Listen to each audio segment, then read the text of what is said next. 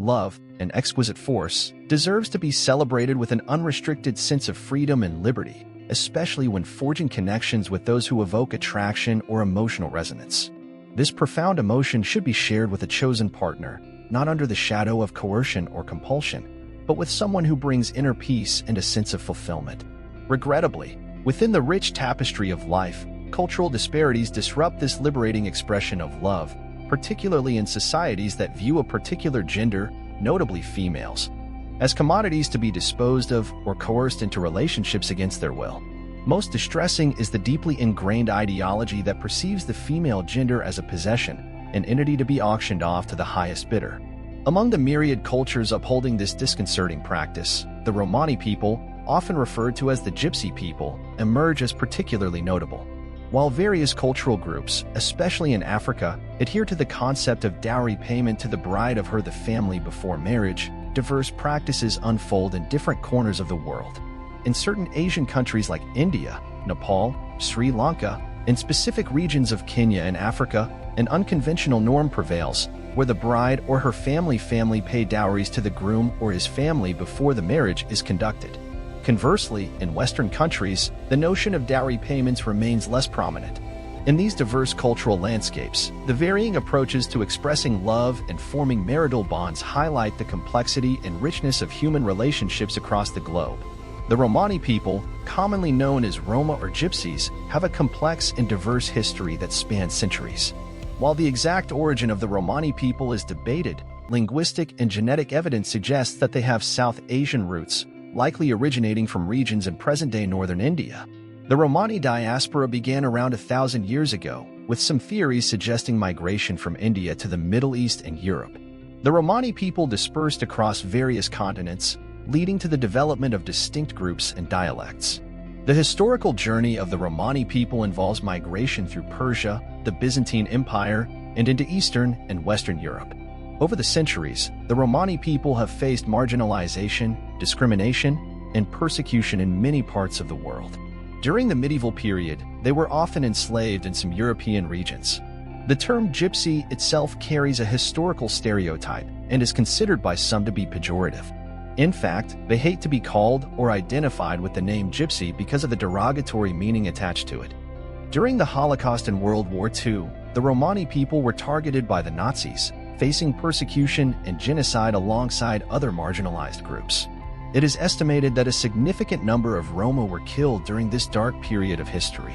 The Romani culture is rich and diverse, with various groups maintaining unique traditions, customs, and dialects. They have contributed to various art forms, including music, dance, and crafts. Despite historical challenges, Romani communities continue to assert their cultural identity and advocate for their rights in whichever country they are located. Today, the Romani people are found in many countries, with a diaspora that extends across Europe, the Americas, and other regions. Due to their widespread diaspora, residing in different countries unrelated to their origin, this group faces challenges in acceptance and full integration within their host nations, often experiencing considerable marginalization. The Romani people are recognized for their tendency to self-isolate, preferring to remain within their own communities and avoiding open interaction with individuals of different ethnicities or races. This behavior may be a response to the historical difficulties they've endured or may be inherent in their tradition and culture. Frequently located in dilapidated city areas, living in aged houses amidst impoverished environments, they struggle financially and can hardly afford the comforts of modern life. For many, life is challenging, and their girls are often considered primary sources of trade and wealth. The birth of a girl child is seen as a fortunate event because, in the future, she can be sold for a significant sum, particularly if she retains her virginity. The concept is not merely buying a wife but acquiring her virginity.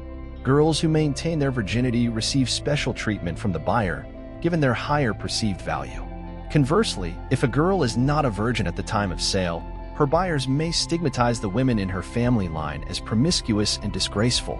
In Bulgaria, a subset of the Romani people, known as the Kalaidze Roma clan, actively engages in the practice of bride selling. It is crucial for Kalaidze women to be virgins when they first marry, as significant amounts of money are exchanged for their virginity. This community, predominantly devout Orthodox Christians, restricts their girls' education, believing it safeguards them from temptation.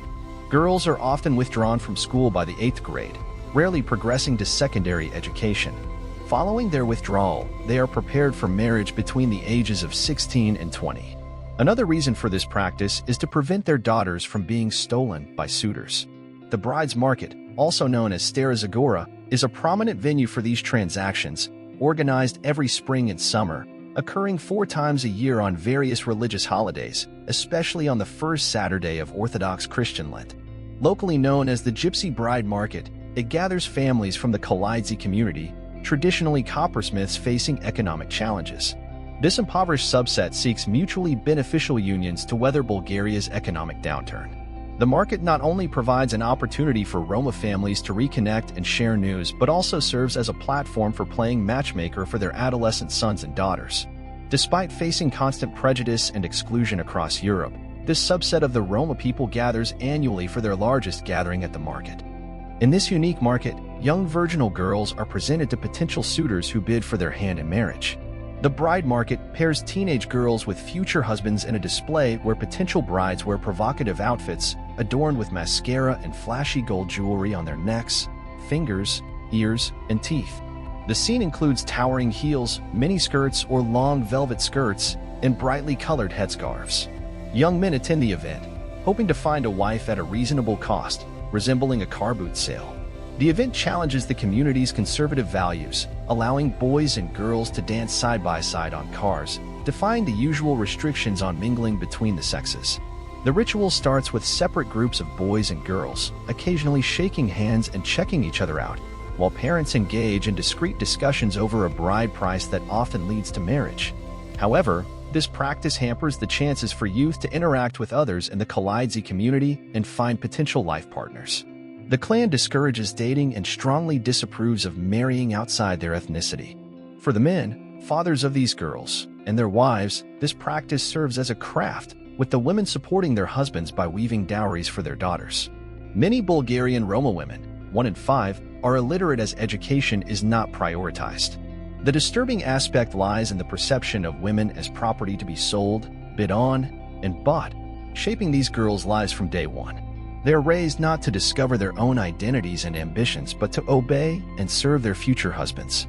The market poses a daunting prospect for these young girls, as their parents may choose to marry them off to a wealthier man rather than someone of their choosing, irrespective of any existing love relationships. In some cases, genuine love between a boy and a girl may be overlooked if the girl does not meet certain physical criteria favored by the boy's wealthy parents.